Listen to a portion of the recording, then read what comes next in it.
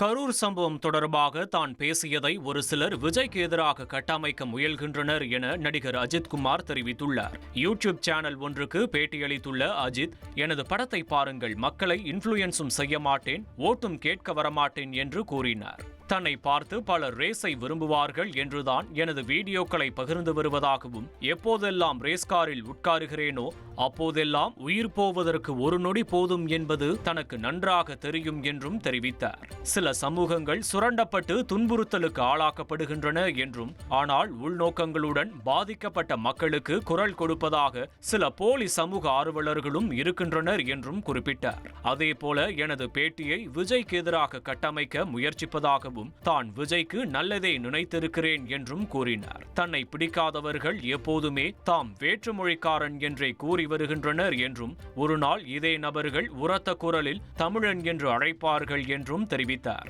நாட்டிற்கு பெருமை சேர்க்கும் இந்த பணியில் உயிரே போனாலும் பரவாயில்லை, அனைவரது வாழ்த்துக்களுக்கு மிக்க நன்றி என்று தெரிவித்துள்ளார்.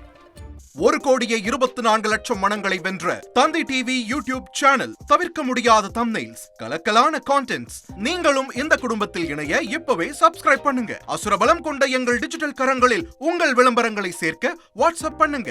8939888378. Email advtthanditv@dttv.in.